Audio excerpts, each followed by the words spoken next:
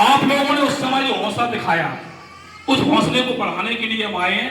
हमें कुछ नहीं चाहिए, आपको सम्मान करने आए। सम्मान तो बहुत, ये मानो जो कुछ देंगे तो बहुत छोटी चीज है, पर एक चीज ध्यान रखना कि अगर हमने कोई काम किया है, बच्चा डेली स्कूल में जाए, प्रतिदिन जाए, 1 साल बाद परीक्षा हो, परीक्षा के बाद उसको अगर अंक सूची या प्रमाण पत्र नहीं मिले, तो 10 साल बाद अगर कोई पूछेगा कि बच्चे ने स्कूल में गया या नहीं गया, तो उसका कोई प्रमाण नहीं मिलेगा। मैं आपको प्रमाण करने आया हूं कि आपने गरीबों की सेवा की है, बाल पीड़ितों की सेवा करने की है आपने। ये सरकार इतने लोगों को कहां तक देगी? मैं उसकी बुराई नहीं कर रहा हूं। जब भी सम्मान मिलता है तो हकदार होते उनको नहीं मिलता है, क्योंकि ये 2 वर्ग है इस देश में, एक गरीब है, एक अमीर है, एक छोटा है, एक बड़ा है, एक ऊंचे, एक नीचे है। और ये द्वंद आप इतिहास में पढ़ेंगे, वो चलता रहा है। और हमें ये तय करना है कि हम किस वर्ग में खड़े हुए हैं, हम गरीबों के साथ हैं या अमीरों के साथ हैं। तो हम लोग गरीबों के साथ हैं, शोषितों के साथ हैं, पीड़ितों के साथ हैं, इसलिए हम उनके साथ चलना है हमें। देखिए, जमीन की कीमत कौन लगाता है? इंसान लगाता है। सोने की कीमत कौन लगाता है? इंसान लगाता है। किताबों की कीमत कौन लगाता है? इंसान लगाता है। इसकी कीमत कौन लगाता है? माइक की? इंसान लगाता है। तो मैं आपसे पूछना चाहता हूं, इंसान बड़ा है या पैसा बड़ा? बताओ आप। इंसान। नोट को किसने बनाया है? कागज का जो होता है इंसान ने बनाया है। तो मानव जिंदा रहेगा तभी तो सब काम चल पाएंगे। और जब मानव नहीं रहेगा तो ना धर्म चलेगा, ना राजनीति चलेगी, ना देश चलेगा, सब नष्ट हो जाएगा। इसलिए इस चीज को समझो, अपना जो जीवन है, अगर एक व्यक्ति की कीमत पूछी जाए कितनी है, कोई बता सकता है? बताइए आप। एक लड़की ने अपने पिताजी से पूछी, आप कहते हो कि हमारी कीमत बहुत है, तो आप बताओ कितनी कीमत है? तो लड़की के पिताजी ने कहा कि बेटी आपकी कीमत मान लो 1 करोड़ रुपए है। उन्होंने हंसी में कहा। तो लड़की ने कह दिया, पिताजी एक काम करते हैं, आप हमें 1000 रुपए दे दो, उसी में से काट लेना 1 करोड़ में से। तो आपकी किडनी कितने की बिछेगी? आप कितने की बिछेगी? अमूल्य है हमारा शरीर। इसलिए हमें अपनी कीमत समझना है, पैसे के पीछे नहीं भागना है। और जो पूंजीपति लोग हैं, सामंतवादी लोग हैं, वो क्या चाहते हैं कि लोगों को पैसे के पीछे भगाते हैं। और हम जब पैसे के अंधे हो जाते हैं तो मानवता भूल जाती है निश्चित रूप से। तो हम लोग निस्वार्थ भाव से काम करते हैं, ना हमारा कोई दल है, ना कोई हम किसी राजनीति से है, ना कोई हमारा कोई राजनेता है। हमारा अगर कोई संदेश वाहक है तो ये महापुरुषों की फोटो लगी है, इनकी विचारधारा है, समाधान है, उसके तहत काम करते हैं। और ना हम किसी से डरते भी हैं, हम भयमुक्त रहते हैं। ना ऊपर वाले का डर रहता है, ना नीचे वाले का, ना बगल वाले का, ना पड़ोसी का। ये भी सुन लो। और मुझे पता है कि आज जो बाबू चंद्र प्रसाद जी की जो बात कर रहे हैं, वो भी भयमुक्त थे, गोली मार दी गई थी उनको। हम ये भी डरते कब गोली मार जाए, कब क्या हो जाए, जितने भी लोग हैं। और बहुत सारे लोग साथ में आते हैं, काम करते चलते हैं, चले जाते हैं। पर हमारा एक लक्ष्य है कि जो हमारे महापुरुषों ने जो लकीर खींची है पूंजीवाद और सामंतवाद के खिलाफ, उस लकीर को हम छोटा नहीं होने देंगे, उसको बढ़ाएंगे। ये हम लक्ष्य लेंगे।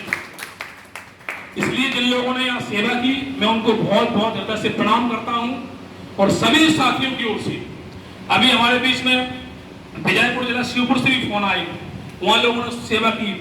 लोगों ने कलेक्टर को आवेदन दिया कि साहब मुझे भी आप दो सम्मान। कितने लोगों को दे रहे हैं शासन? अभी हमारे राजकुमार नेताजी ने एक बात कही थी कि लोग कहते हैं सरकार ये नहीं करती, वो नहीं करती। वो सही कहते हैं, वो सही बोल रहे थे कि सरकार करे ना करे, पर हमारा भी तो कर्तव्य है कुछ। अगर हमने इस देश समाज में जन्म लिया है, अपने वर्गों के लिए कुछ तो किया जाए। दूसरों को दोष देना बहुत सरल बात होती है, कुछ करके दिखाना ये बहुत कठिन बात होती है।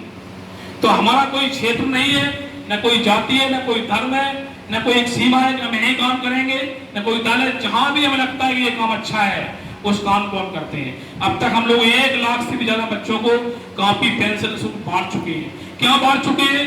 यहाँ फोटो लगी है इन महापुरुषों की।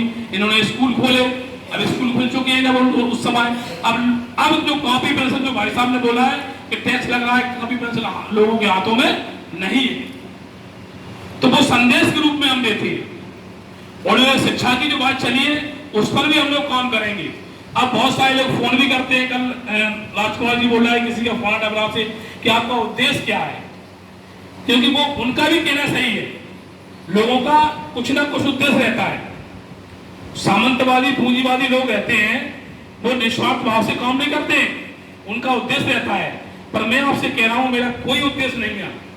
जिस तरीके से आप जीवन जीते हो, हम भी कोई बड़े घर के लड़के नहीं है। हमारी माँ आज भी कच्चे मकान में रहती है, हम भी रहते हैं। कोई बड़े थोड़े ही कि हम कोई बहुत बड़े धन्ना सेठ हो। सब मजदूरी करते हैं, कोई राजस्थान में, कोई गुजरात में, कोई ग्वालियर में, हम भी नौकरी करते हैं। तो इसलिए ये हमारा कोई उद्देश्य नहीं है। उद्देश्य इतना सा है कि जीवन में बड़ा सुख मिलता है हमें। जब 7-8 दिन में एक कार्यक्रम होता है, संडे के दिन यहाँ करते हैं, इन लोगों से भी ज्ञान मिल जाता है और आप लोगों से आजकल मिल जाता है। बहुत ताकत मिलती है, ना बीमार होते हैं और अपना स्वस्थ चलते हैं, बहुत बड़ी मस्त रहते हैं, ना कोई चिंता है, ना मतलब कोई भी हमें टेंशन नहीं है। अगर हम आज शिक्षक हैं, शिक्षक नहीं भी थे तब भी पता है, फिर वो भाई साहब को मालूम है उस समय हम शिक्षक भी नहीं थे।